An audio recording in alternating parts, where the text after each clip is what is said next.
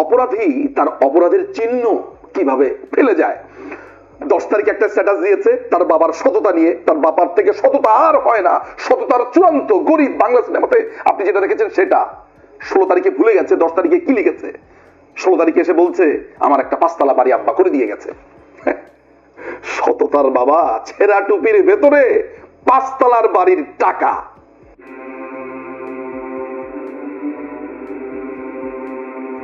দখলদার ইউনূস বাহিনীর অন্যতম নটোরিয়াস 5 জন ব্যক্তির নাম যদি আপনি আমাকে বলতে বলেন, কিংবা বলেন যে কারা সবচাইতে নৃশংস এবং ভয়ঙ্কর এই দখলদার বাহিনীর এই কথিত বিভিন্ন পদবি নিয়ে যারা আছে, তাদের মধ্যে নিশ্চিতভাবে যে লোকটির নাম আমি সবার আগে রাখবো, অন্যতম হিসেবে রাখবো, সে হচ্ছে কথিত প্রেস সচিব শফিকুল আলম। বাংলাদেশে যা হচ্ছে, যা কিছু হচ্ছে, আপনি বাজারের মূল্য বলেন, ফরেন ডিলিংস বলেন, রাজনীতি বলেন, সমাজনীতি বলেন, মানে এমনকি আপনার ঘরেও যদি কোনো ধরনের একটা প্রবলেম হয়, সবার আগে যে নাক গলাবে মিডিয়াতে, যাকে আপনি নাক গলাতে দেখবেন, সে হচ্ছে শফিকুল আলম। এই ফকিন্নির পোলা কাজ করতো এএফপিতে, একদম একদম একটা গো বেচারা টাইপের একটা লোক ছিল। আমি বিভিন্ন সাংবাদিকদের কাছে খোঁজ নিয়ে যা জেনেছি, মাথা নিচু করে চোরের মতো আসতো, চোরের মতো যেত, মানে একটা একটা ছাপোষা। এই ছাপোষা তার ক্ষমতার গরম এই প্রেস সচিব হওয়ার পরে অমুককে ধমক, তমুককে ধমক, ওর ধমক এবং ওর ইত্রামি সম্পর্কে যদি আপনাদের কোনো আইডিয়া হয়, আপনারা রীতিমতো থুতু মারবেন তার মুখের উপরে। যেমন বিভিন্ন নিউজ চ্যানেলকে গিয়ে বলছে কি ধরনের রিপোর্ট হবে, সে রিপোর্টের স্ক্রিপ্ট পর্যন্ত লিখে দিচ্ছে, কাকে নিয়ে নিউজ করতে হবে, কি লিখতে হবে।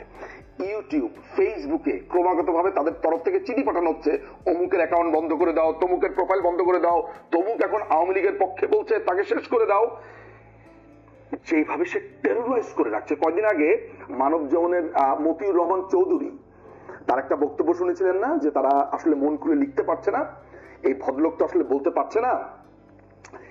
এই শফিকুল প্রত্যেকটা সাংবাদিককে জাস্ট টেরোরাইজ করে রেখেছে। আপনি কখনো ভাবতে পেরেছেন যে এই লোকটা মাথা নিচু করে প্রেস ক্লাবে আসতো, গো বেচারার মতো থাকতো?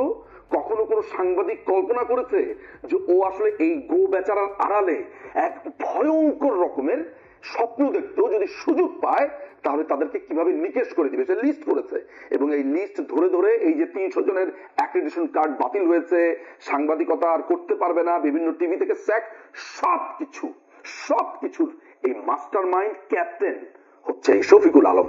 আমার নিজের চোখে দেখা, নিজের চোখে, আমার নিজের কানে শোনা, সে একজনকে ফোন করে বলছে, গ্রামীণ ব্যাংকের কর্মচারী ছিলেন, তাকে ফোন করে বলছে কিভাবে তাকে চলে আসুন আপনি দেশে, কেন আপনি সরকারের পক্ষ থাকবেন, নানান ধরনের ব্রাইবের চিন্তা ভাবনা করছে, মানে তাকে কোনোভাবে দেশে ঢোকানোর ধান্দা করছিল।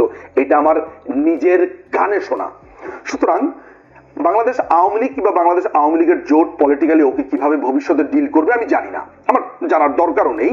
কিন্তু আমি নিঝুম মজুমদার যদি দুর্ভাগ্যবশতই বলবো, যদি কোনোভাবে এই বদ্বীপের ডোমিসাইলে আমরা এই দেশকে যখন পুনরুদ্ধার করব, যদি তাকে পেয়ে যাই, আইনি ভাবে তার সমস্ত হিসেব নিকেশ চুকিয়ে দেওয়া হবে। জানি না বিচারালয় তার ব্যাপারে কি সিদ্ধান্ত নেবে, কিন্তু আইনের কাঠগড়াতে যাতে সে দ্রুত দাঁড়াতে পারে তার সমস্ত চেষ্টা আমি করব। যাই হোক, আজকে এগুলো বলার জন্য আমি এখানে আসিনি। যাই হোক, তার দুটো স্ট্যাটাস আমার নজরে এসেছে, একটা হচ্ছে 10ই জানুয়ারি, একটা হচ্ছে 16ই জানুয়ারি। 10ই জানুয়ারিতে সে বলছে যে তার রেসপেক্টেড ফাদার এত গরিব ছিল, বলছে সে নাকি বাসার যে কাপড় আছে তার মা নাকি কাপড় দিয়ে, মানে ফেলে দেওয়া কাপড় দিয়ে তার বাবার টুপি সেলাতো, তার বাবার একটা পায়জামা এবং একটা পাঞ্জাবি, হেঁটে অফিসে যেত।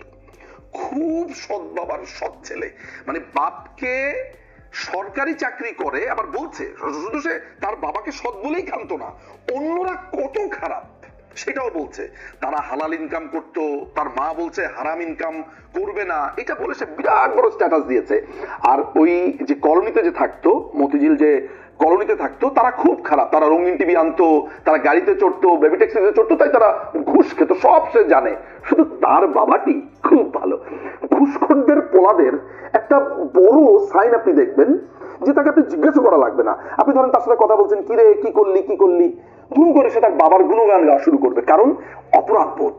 বাপকে দেখেছে কারি কারি টাকা ঘুষ খেতে, কারি কারি টাকা নিয়ে এসতে, ঝুড়ি ভর্তি খাওয়া নিয়ে এসতে দেখেছে, ওই হারাম দিয়ে বড় হয়েছে, তো তাই অপরাধ বোধে সে সবার আগে বলে। যেমন শফিক, ঘুষখোরের পোলা, তাকে কিন্তু কেউ কিছু জিজ্ঞেস করেনি, কেউ না, নিজের থেকেই লেখছে, ভব ভব ভব করে বলে যাচ্ছে যে আমার বাবা খুবই সৎ ছিল, তা সেলাই করা টুপি পরতো, একটা বাটার স্যান্ডেল ছিল, একটা পায়জামা ছিল, একটা ছিল।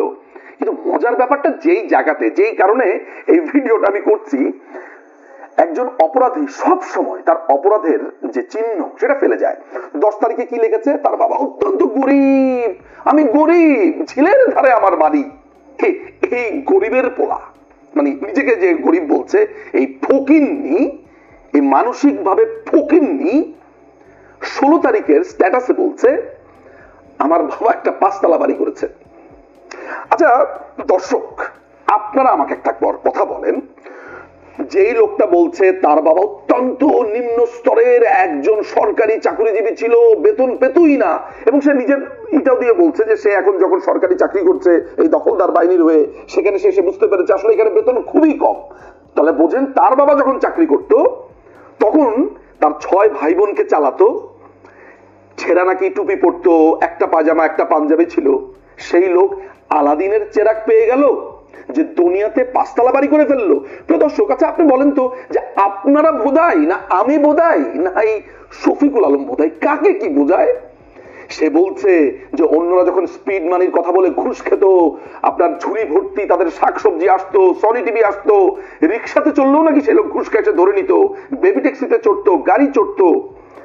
তো ভাই, তোমার বাপ এত গরিব, এত তোমার বাপ সৎ, তো দুনিয়াতে তোমার বাপে 5 তলার বাড়ি করলো কিভাবে রে ভাই? বল, কিভাবে তোর বাপ 5 তলা বাড়ি করলো এত সত্তা নিয়ে? হায়রে, ঘুষ যে খেত আর ঘুষখোরের পোলা, কিচ্ছু জিজ্ঞেস করার আগে তার যে অপরাধ বোধ জাগার দিয়ে উঠেছে। সে বলছে লোকজন আমাকে গণশত্রু বলে, তাই এখন আমি সরকারি কলোনিতে চলে যাব। এই নিজেও ঘুষখোর। সে বলছে আমার টাকা নেই, আমি ধার করে বাড়ি করেছি, 2টো ফ্ল্যাট কিনেছে ধার করে, 1,14,00,000 টাকা তোর অ্যাকাউন্টে এলো কিভাবে? 50,000 টাকা দিয়ে তুই প্রতি মাসে গাড়ি চালাস, কিভাবে চালাস রে?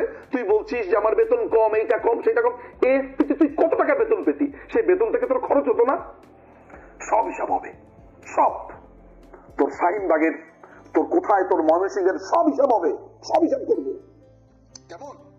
তো এইটা বলার জন্য যে অপরাধী তার অপরাধের চিহ্ন কিভাবে ফেলে যায়। 10 তারিখে একটা স্ট্যাটাস দিয়েছে তার বাবার সততা নিয়ে, তার বাবার থেকে সততা আর হয় না, সততার চূড়ান্ত গরিব। বাংলা সিনেমাতে আপনি যেটা দেখেছেন সেটা। 16 তারিখে ভুলে গেছে 10 তারিখে কি লিখেছে। 16 তারিখে এসে বলছে আমার একটা 5 তলা বাড়ি আব্বা করে দিয়ে গেছে। সততার বাবা ছেঁড়া টুপির ভেতরে 5 তলার বাড়ির টাকা। হারামজাদা, তোর ট্রিটমেন্ট কেমন হবে এটা সাজানো আছে। ভালো থাকিস তুই, বেঁচে থাকিস, বেঁচে থাকিস তুই।